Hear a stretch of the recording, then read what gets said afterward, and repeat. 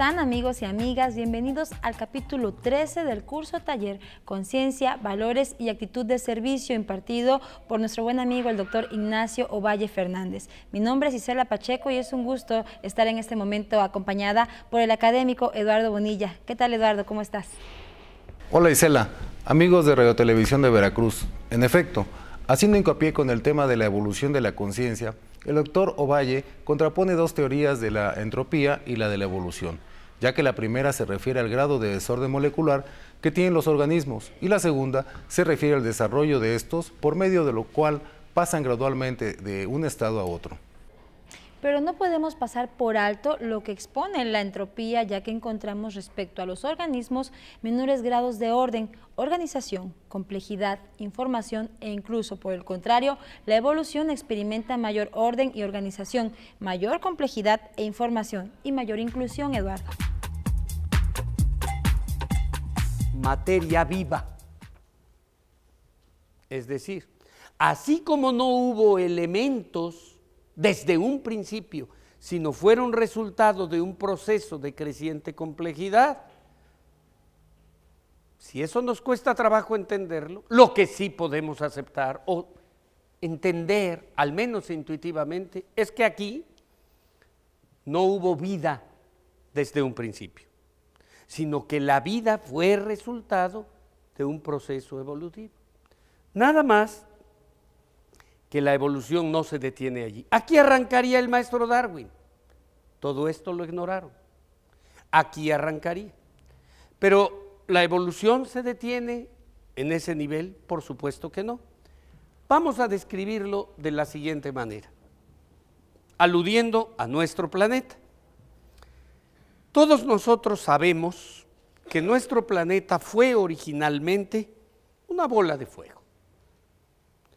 Luego se le formó una corteza, que aquí represento con otro color, y muy gruesa, porque la corteza es delgadita, es como una capita de cebolla, porque la Tierra tiene más o menos 12,000 kilómetros de diámetro, y la corteza tiene como 100. Esto es muy delgadita. Claro, esta corteza tiene unos agujeritos, que se llaman volcanes y que de cuando en cuando nos recuerdan que el fuego sigue ahí. Bien, cuando esto fue toda nuestra realidad o a esa realidad se le denomina fisiosfera, que quiere decir la esfera de lo meramente físico. Sin embargo, las cosas en este mundo nuestro no quedaron allí, sino que sobre esa realidad se levantó una nueva, más compleja, más incluyente, más ordenada, mucho más organizada, que se llama, que represento aquí con este color verde, y que se llama, ¿qué es lo que apareció? ¿Qué apareció después? Lo que apareció fue vida. Y por lo tanto, en este planeta hubo una nueva esfera de realidad que llamamos biosfera. Sin embargo, ahí está el punto, las cosas no quedaron allí, sino que sobre esa nueva realidad todavía apareció una más rica, compleja, incluyente, ordenada, todas las características de lo evolutivo. ¿Y qué apareció después?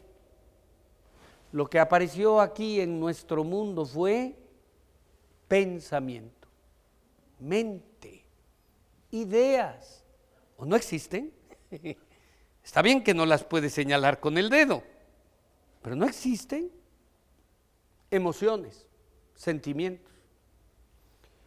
Cuando esto era simplemente un mundo físico, digamos, incandescente, una bola de gases y de energía, ahí no había mariposas, no había bacterias, no había conejos, es decir, eso apareció después.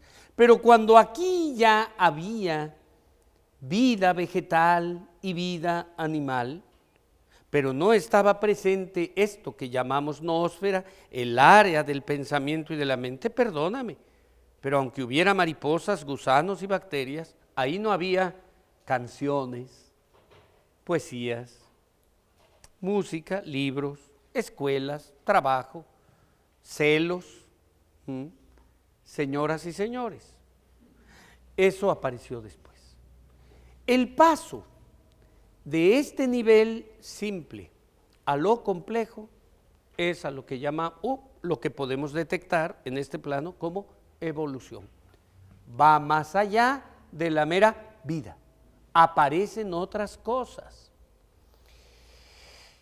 Durante mucho tiempo y todavía algunos lenguajes riñen con las nociones evolutivas. Por cierto, no el lenguaje religioso mayoritario en México, que viene a ser el catolicismo. Ay, no. ¿Por qué? Durante mucho tiempo también esa corriente religiosa debatió y se sintió incómoda con el lenguaje evolutivo. Pero ya hace un buen número de años, de nueva cuenta, el Papa que acaba de fallecer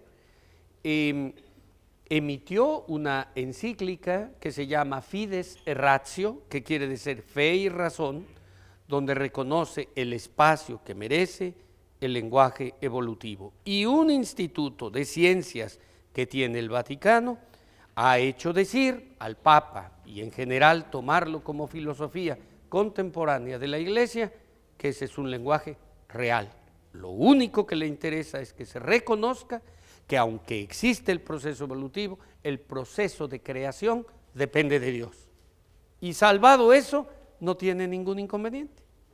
Por supuesto, es muy probable que la mayor parte de los modestos y respetables párrocos de las iglesias y de los pueblos más distantes, pues no estén enterados de este tipo de encíclicas y todavía tengan pleito con eso. Pero si estamos hablando en serio, ya no es así. Y de hecho, independientemente de esas declaraciones oficiales,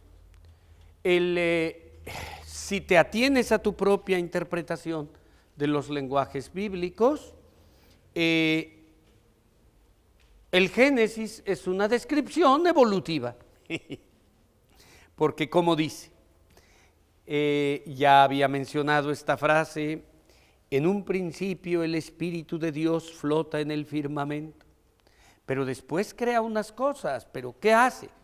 Se hace la luz, energía, y luego algo más, y luego las estrellas, los planetas, la Tierra, etc.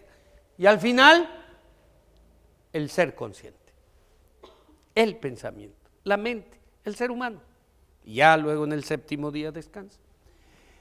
Estas frases, palabras, todas tienen origen griego. Acá, fisios, lo meramente físico, bios, vida, y nos o nous, quiere decir eso, lo que te acabo de decir, mente, conciencia, logos, espíritu, en fin, esa abstracción a la que estoy aludiendo.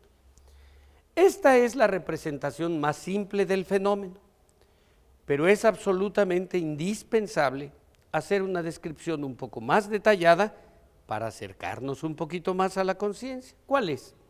Este otro esquema. En un principio estuvo presente esto que estamos llamando materia. Tal como te mostré en la lámina coloreada, que no se leía muy bien, la materia no existió tal como la conocemos desde un principio, sino la materia evolucionó hasta llegar a ser como ahora la conocemos. Se fue atravesando de etapas más simples a más complejas. Un átomo, por ejemplo, un átomo de hidrógeno que es el elemento más abundante, pero un átomo de hidrógeno el hidrógeno es el más simple de los átomos, el más simple. ¿Por qué? Porque consta solamente de un protón en su núcleo. Al tener solamente un protón, tiene solamente un electrón que en esa clásica representación está girando alrededor. Cuando ese protón va a colapsar, en muchas ocasiones, en lugar de colapsar, aparece otro electrón, no uno, ya son dos. Y al ser dos, también hay dos protones en el núcleo, con excepción de los isótopos, pero por favor, eso no es indispensable para lo que vamos a hacer, en que hay una desigualdad. Dos electrones, dos protones. Nada más que al haber dos electrones, al haberse vuelto más complejo, ya no se llama hidrógeno, se llama helio. Ha nacido otro elemento. Ganó en complejidad. Eso es lo que se llama el peso atómico. Es decir, se va volviendo tan compleja la materia que va habiendo muchos más electrones y más protones en el núcleo hasta llegar a elementos como el uranio y otros que tienen muchísimos más. Son elementos mucho más pesados. A eso es a lo que se refiere. Bueno, pero hay un momento en que esa complejidad de la materia, cuando se une a sustancias y demás, crea formaciones químicas, como lo dijimos, pero un buen día, y yo no tengo ningún problema en si tú interpretas este fenómeno de trascendencia o de marcha a la complejidad como un fenómeno de la naturaleza porque eres de mentalidad agnóstica o atea, o si lo interpretas como la mano de Dios. Para mí eso lo respeto, lo que me interesa es el proceso, no discutir cosas que nos vayan a separar. No. Lo que ocurre es que el fenómeno existe. Hasta que un buen día esas sustancias se vuelven complejas y estamos en presencia de un fenómeno que se llama vida. Aquí en medio de donde solamente hubo piedras y gases y fuego, de pronto sí hay bacterias, vegetales, ardillas, jirafas, y otra vez digo, y señoras y señores, aparece la vida, pero la vida no apareció de golpe, como si alguien levantara el telón y dijera, y he aquí la vida. No, también se fue formando poco a poco y ganando en complejidad.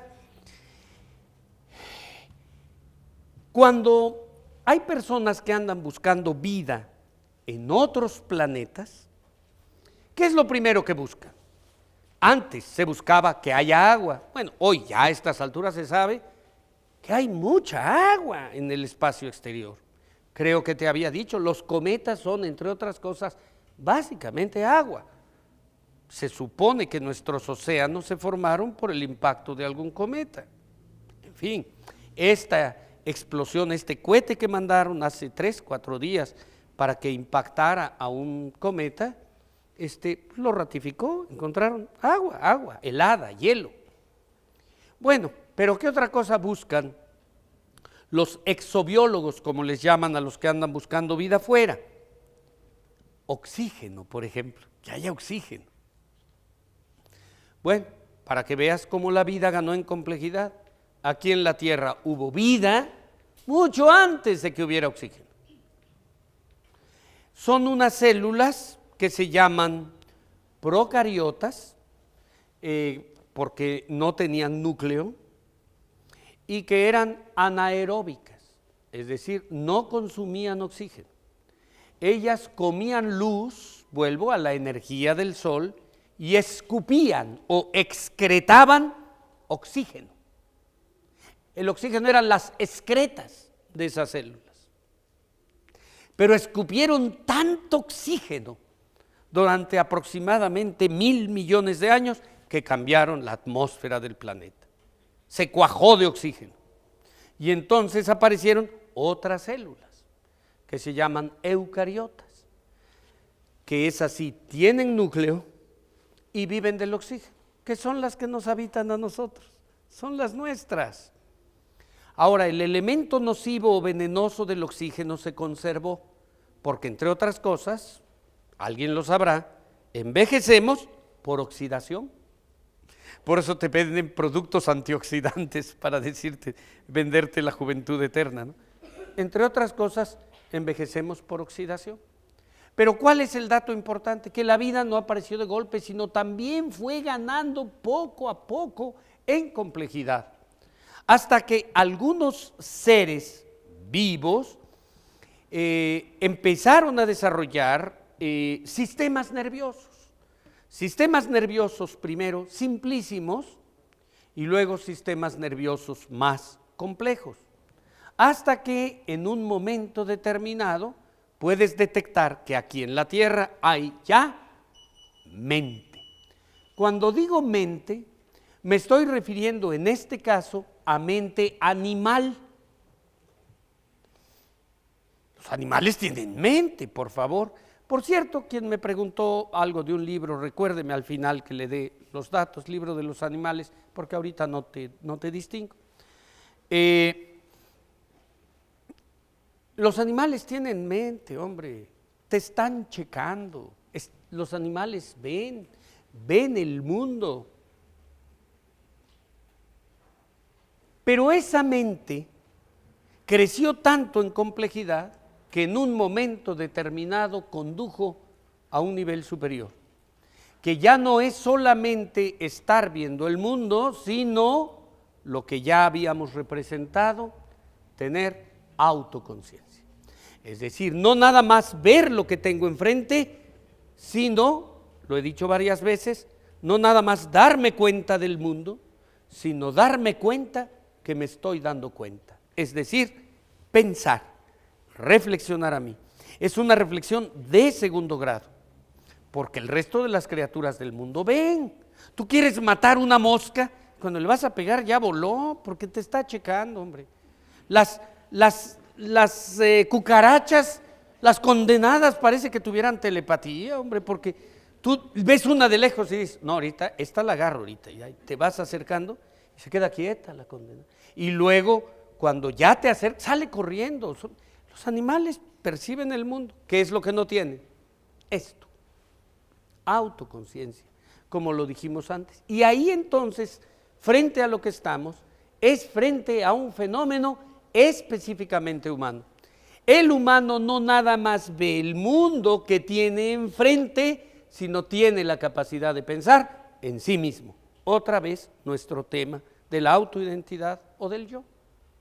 Y aquí se plantea una pregunta: esta autoconciencia, ese nivel alcanzado, ¿es el nivel más alto al que se puede aspirar o es posible suponer que la autoconciencia no es un dato acabado, sino que eso también crece, se enriquece y evoluciona? Por supuesto que sí, porque si no, no mandarías a tus hijos a la escuela. Tú quieres que su conciencia crezca, pero aquí se puede hacer una pregunta: ¿y si esa conciencia ha de crecer, a qué nivel va a llegar? Porque esto que estoy representando aquí es la misma otra flecha, es el paso de lo simple a lo complejo. Pero ¿qué sigue después de este tipo de autoconciencia? ¿Sabes qué? Aunque me voy a detener en eso después, nadie te lo puede contestar por una sencilla razón, porque no estamos en ese nivel de conciencia, estamos en el que estamos. ¿Cómo te voy a hablar de un nivel futuro que no hemos visitado? ¿Qué sí es lo que podemos decir? Eso sí, que si ha de ser resultado de un proceso evolutivo, una conciencia más desarrollada tiene que ser necesariamente más incluyente. Es el primero de los datos, te ruego recordar los círculos. Tiene que tener más información, más orden e implica mayor complejidad. Es decir, aunque no pongo todos, son los elementos evolutivos que he intentado describir. Ahora, aquí hay que trazar una línea para diferenciar dos momentos de este proceso. Esto lo que quiere representar es un antes y un después de la aparición de la autoconciencia. El proceso de trascendencia o de marcha hacia la complejidad de la fase previa es un fenómeno que podemos considerar mecánico o automático, es decir, ocurre porque tiene que ocurrir en la materia, los gases, las estrellas, qué sé yo. Pero a partir de la aparición de la autoconciencia, las nuevas creaciones que emerjan sustentadas en la autoconciencia, no son un proceso mecánico o automático, sino que son un proceso consciente. Y al ser consciente, ahí vuelve a hacer aparición el primero, último y central de nuestros temas. ¿Cuál? La noción de la libertad y la opción ética. Así como yo te decía que el reduccionismo te va a desaparecer a los seres vivos porque te va a decir que son células y las células te las desaparece porque te va a decir que la realidad está en los átomos y a los átomos te los desaparece porque te van a decir que la realidad está en las partículas subatómicas, de la misma manera te desaparecen la libertad y la opción ética como si fueran fantasías. Y no son fantasías, están sustentadas en las propias leyes, ¿cómo quieres llamarles? Las leyes de la naturaleza o las leyes de la creación, como tú prefieras, a mí me da igual. Pero aparecen estos elementos. Ahora, al estar presente el fenómeno de la libertad, eso lo que significa es que la marcha ascendente, como aquí se representa, hacia la complejidad, hacia nuevos niveles, no es un fenómeno inexorable o inevitable, sino que es una opción, una elección. Porque si, por ejemplo, los seres humanos hacen estallar los arsenales nucleares, esos a que nos referimos cuando iniciamos este curso, nuestro destino no será seguir más adelante, sino por el contrario, involucionar. ¿Qué pasaría si se hacen estallar esos arsenales nucleares y desaparece la especie humana? ¿Qué es lo que pasaría? Pues que en lugar de ir a manifestaciones más complejas, vamos a retroceder porque todos nosotros, estos seres vivos, nos vamos a transformar en los elementos de los que estamos compuestos. Es decir, nos vamos a descomponer e igual que nuestro perro del ejemplo, van a encontrar de nosotros restos de calcio, carbono, nitrógeno, pero no vamos a ir más lejos. De tal manera que está en juego, por supuesto, la opción. Mira, cuando tu servidor tenía ya algún tiempo haciendo este tipo de explicación, me encontré me tropecé con unos versos que había leído años antes, pero no los había leído con los mismos ojos.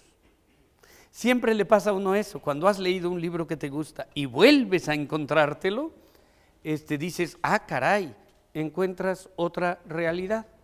Y entonces me tropecé con una obra de Walt Whitman que se llama Canto a mí mismo, que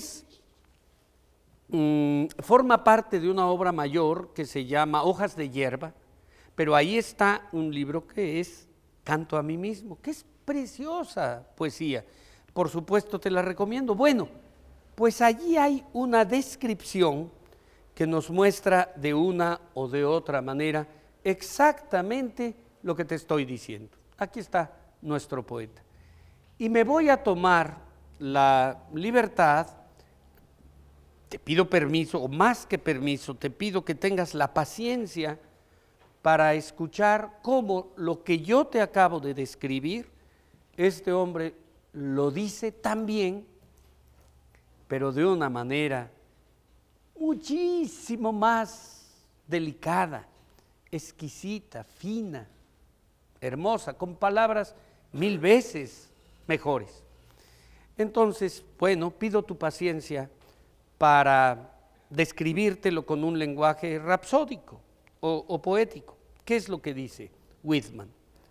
Dice ímpetu, ímpetu, ímpetu. Siempre el ímpetu procreador del mundo. Soy el apogeo de las cosas logradas y contengo las cosas que serán. Mis pies se asientan sobre el peldaño más alto de la escalera. En cada peldaño Hay racimos de épocas y racimos mayores entre un peldaño y otro. Todos los inferiores han sido ya recorridos, y no obstante, haciendo y haciendo. Y detrás de mí se inclinan los fantasmas, dice él. Veo allá, lejos, la primigenia nada enorme. Sé que estuve en ella, esperé siempre, invisible, y me dormí en la niebla letárgica, y no tuve prisa, y no recibí daño del fétido carbono. Mucho tiempo estuve en los brazos de las tinieblas, mucho tiempo. Inmensa fue la gestación de mi ser. Fieles y cariñosos los brazos que me ayudaron. Los ciclos transportaron a mi cuna sin cesar como alegres barqueros. Para darme paso, las estrellas se apartaron de sus órbitas y enviaron su influencia para que cuidase de lo que había de recibirme. Antes de que yo naciera de mi madre, generaciones enteras me guiaron. Mi embrión nunca estuvo adormecido y nada pudo oprimirlo. Por él, la nebulosa se condensó en un astro. Una gigantesca vegetación le dio alimento. Saurios monstruosos le transportaron en sus fauces y lo depositaron dulcemente. Todas las fuerzas elementales trabajaron sin cesar para completarme y deleitarme.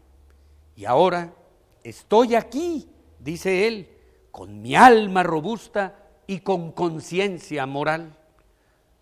Dice, avanzaba entonces, avanzo ahora y avanzaré siempre. Lo dice mejor que yo.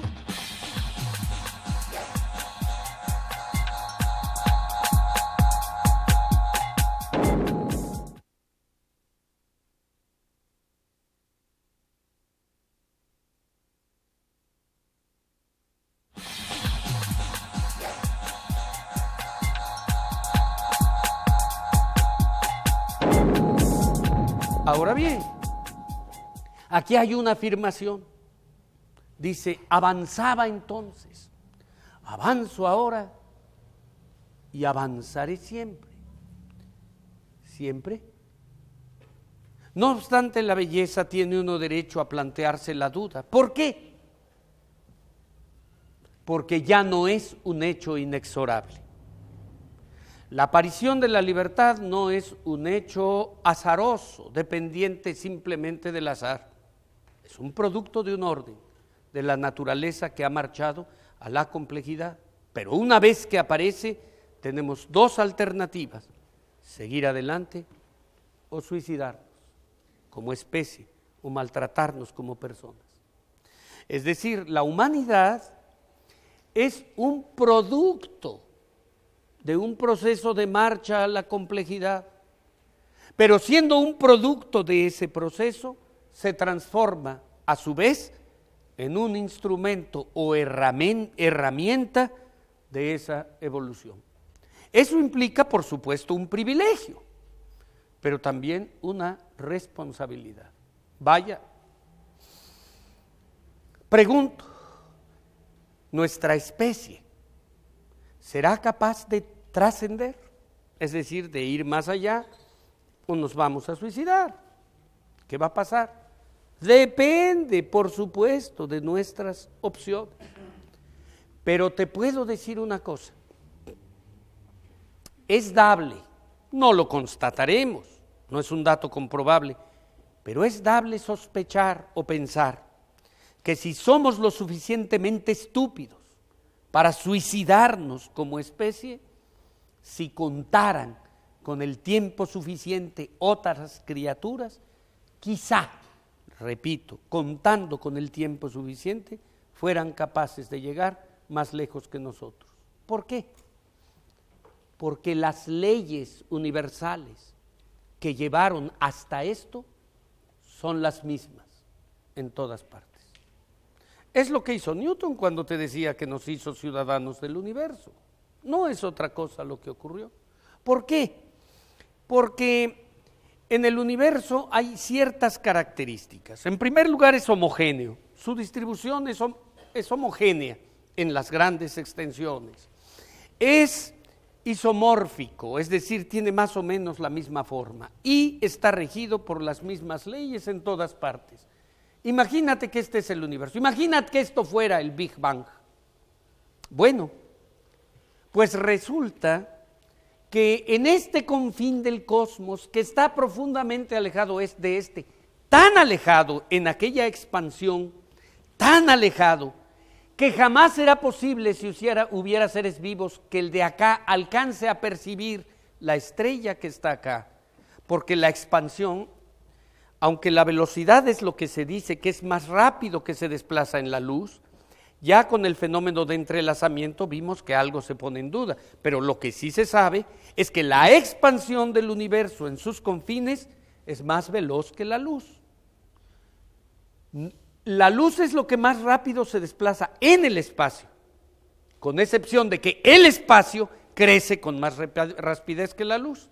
Y sin embargo, digamos que nosotros, observando lo que hay hasta acá y observando lo que hay hasta acá, encontramos por la radiotelescopía y otros elementos que las leyes que se aplican en un extremo y en otro son iguales, son las mismas, no son diferentes. Por lo cual, aunque el universo sea enteramente diverso, debemos recordar que es uno, universo. Por lo tanto, bueno, y hay dos explicaciones para esto. Te daré una teológica y te daré una naturalista.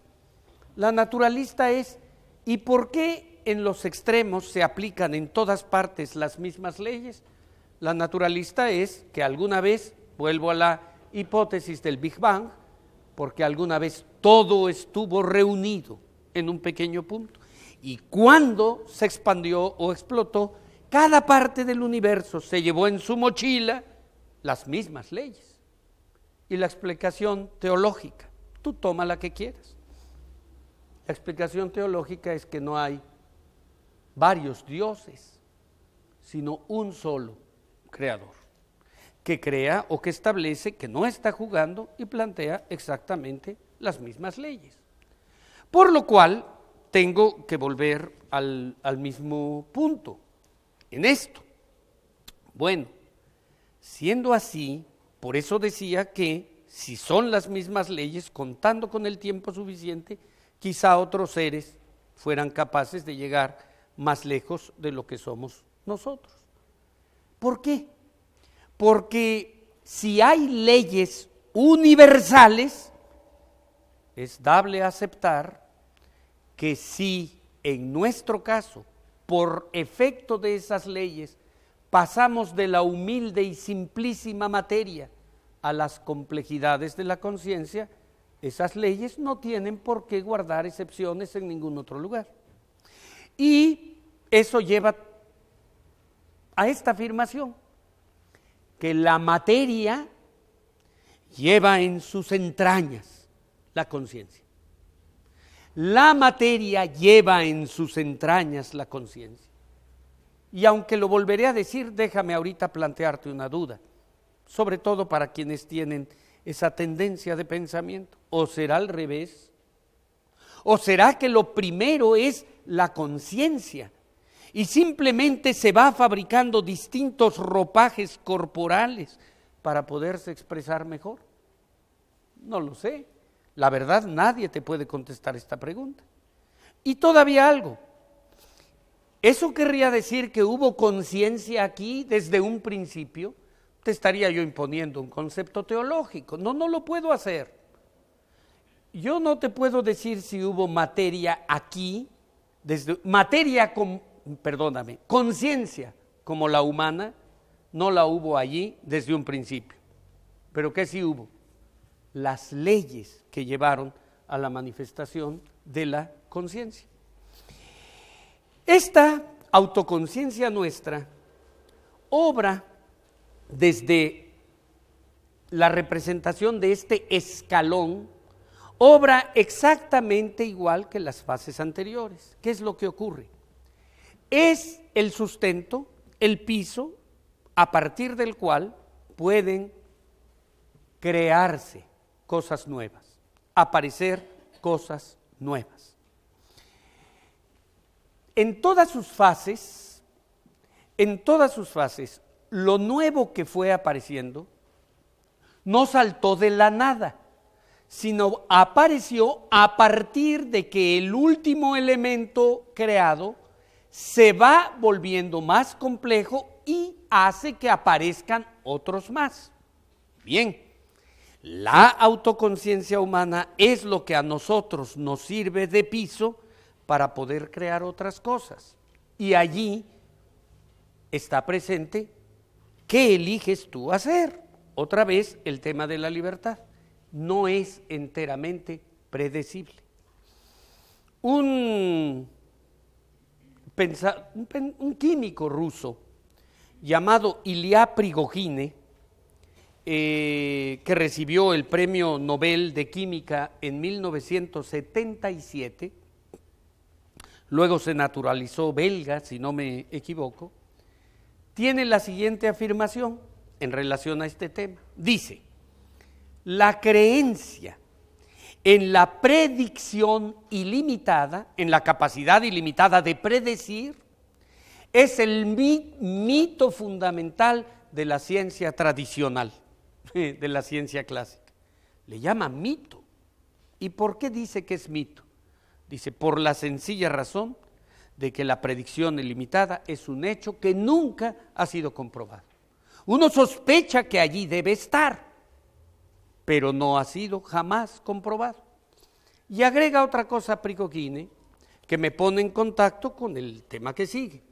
Dice lo siguiente: cuando los sistemas, entiende por sistemas cosas, cuando los sistemas de un área determinada se ven acosados por el efecto de la entropía, de la involución, del retroceso, mutan hacia nuevos regímenes.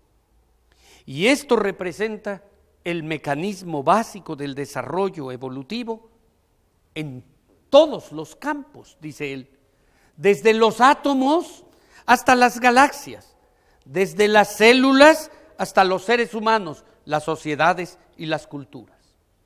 Este señor Prigogine encontró que los mismos principios generan evolución en todos los niveles, lo mismo si estás hablando de materia que de fuerzas vitales, de información o de cultura, es decir, que los mismos principios o patrones evolutivos están presentes en la fisiosfera, la biosfera o la noósfera. Que los mismos principios están evolutivos están presentes si estás hablando de gases, de piedras, de ratones o de poesías. ¿Cómo es posible? Bueno, vamos a verlo pues con calma, no hay que pelearnos con las ideas. Me voy a referir, y esto, como es un nuevo tema, es la parte más compleja, la más densa, pero absolutamente indispensable. Porque si no, nada más te entrego algo así como un discurso de automotivación, en que de repente sale uno como hipnotizado, pero sin sustento. Sin sustento. A los 3 días ya se te pasó. En cambio, hay cosas de reflexión que deben tener anclas, deben tener sustento firme. Por eso tenemos que hacerlo. ¿Cuáles son algunos de estos principios evolutivos que están presentes en absolutamente todo lo que existe? Hay quienes mencionan muchos más. Yo me voy a circunscribir a los que considero indispensables y menciono en este curso 6 o 7, no más. Pero son tan sencillos, de veras tan sencillos, que parecen tonterías, parecen perogrulladas, pero no lo son. Vamos a ver, voy a mencionártelos. Primero, todas las cosas son simultáneamente, todo lo que existe es simultáneamente continente y contenido. Es decir, todas las cosas que existen son simultáneamente totalidad y parte. Totalidad en un contexto y parte en otro contexto, es decir, desde otra perspectiva. Un señor llamado Jan Smuts, que es un pensador sudafricano, conocido mucho más, si tú vas a una enciclopedia, es probable, si te asomas a ver quién fue Jan Smuts, que te lo encuentres mencionado como político, porque fue político en Sudáfrica, representante en la ONU, un hombre muy importante, allá. Pero era también un pensador. Y como nadie es profeta en su tierra, fíjate lo que me pasó. Yo tuve un pariente, una pariente que trabajaba en el servicio exterior mexicano en Sudáfrica, de donde él era originario. Y quise mandar a traer un libro de este hombre que se llama precisamente Holismo y Evolución. Y fue a buscarlo. Pues no lo había en ninguna librería en Sudáfrica, hombre.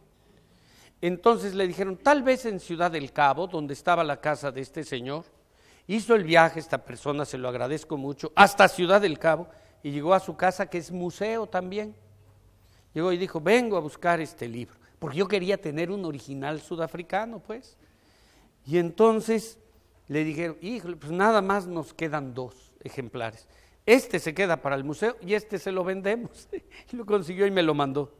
Luego fui y me asomé al American Bookstore y a Amazon, este lugar, este sitio de internet donde consigues libros. Hay decenas de ediciones en inglés en Nueva York, en Estados Unidos y en otros lados. Pero en Sudáfrica, nanay. Nadie es profeta en su tierra, porque es una obra importante. Bueno, ¿qué dice Smuts? Cita textual.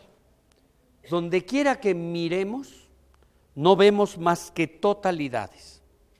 Totalidades jerárquicas que forman parte de totalidades mayores, integradas a su vez en totalidades superiores, campos dentro de campos que a su vez están incluidos dentro de otros campos, extendidos a través del todo el cosmos, entrelazando entre sí a todas y cada una de las cosas. Otra vez el entrelazamiento. Es algo así como las muñequitas rusas, que caben una dentro de otra y dentro de otra y dentro de otra. Además, dice Smuts, el universo no es una totalidad estática, pasiva e inerte. El cosmos no es perezoso, sino enérgicamente dinámico e incluso creativo, y tiende a producir totalidades cada vez más elevadas, incluyentes y organizadas. Bueno, ese es el enunciado, pero ¿cómo lo podemos ejemplificar? Esto de totalidad y parte. Todo tiene las totalidades o las propiedades independientes de las totalidades y las propiedades dependientes de las partes. Mira, tu servidor es una totalidad, pequeñaja, pero soy una totalidad. Pero esta totalidad que yo soy tiene partes. Tengo manos, tengo pelo, tengo uñas, tengo lengua, como se ha podido notar, pero cada una de mis partes tiene partes también. Digamos, una uña está compuesta de células, las células están compuestas de átomos, es lo más sencillo.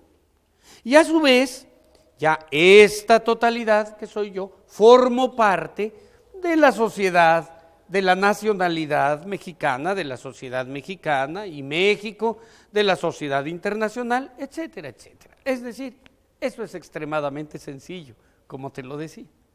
Pero como todas las cosas son simultáneamente continente y contenido, totalidad y parte, entonces vayamos al segundo principio. ¿Cuál es? Que por la misma razón todas las cosas tienen 2 impulsos. Tienen un impulso a funcionar como totalidad que estoy llamando un impulso de autoafirmación. Y el segundo impulso es un impulso de participación, ser parte. Acá está nuestra realidad de totalidad y acá parte. Es decir, un impulso de sacar adelante nuestro ser como totalidad, pero también, como somos parte, funcionar como parte armónica de la totalidad que nos contiene. Estos dos impulsos se corresponden con dos consecuencias. Según se cumplan o no se cumplan estos impulsos, nuestro resultado va a ser la disolución, la involución, la entropía o trascender. La trascendencia, evolucionar, ir más lejos. Vamos a verlo. Si se saca, hay que sacar palomita en estas dos asignaturas, funcionar como parte y como totalidad. Si no, el resultado es la disolución. Imaginemos que algo no sabe sacar adelante su totalidad. Imaginemos una persona que por los problemas que tú quieras decide quitarse la vida. Cuando desaparece su totalidad, no va a ir más lejos. ¿Qué va a pasar con él? Se va a entregar a la entropía. Por eso lo representamos así, porque al quitarse la vida se va a volver sustancias químicas. Entonces no funciona, no evoluciona. Pero supongamos que en un momento dado se saca palomita allí, pero se sigue sacando tache porque no se funciona, digamos, como parte armónica de la totalidad que nos contiene. Entonces, ¿qué quiere decir? ¿Qué ejemplo te puedo poner ahí? Digamos, la célula cancerosa. ¿Qué es una célula cancerosa? Básicamente, pues es una célula que tiene enloquecido, alterado su sistema reproductivo. Y en lugar de morir para dar lugar a otras vidas, la muerte tiene un sentido utilitario. Es una célula que está tan enamorada de sí misma que quiere ser eterna.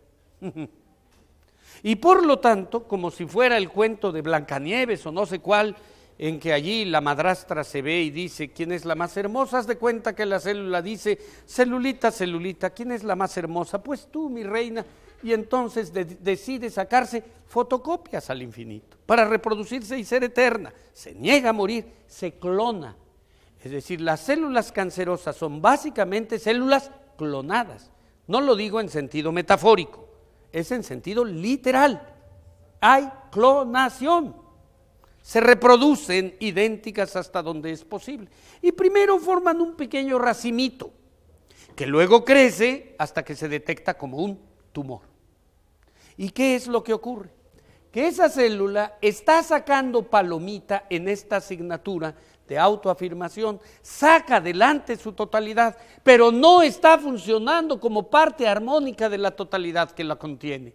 Y por lo tanto, ¿cuál es el resultado? El resultado es también la entropía, porque no se sabe de ninguna célula cancerosa que haya seguido viviendo cuando ha matado al organismo del que forma parte.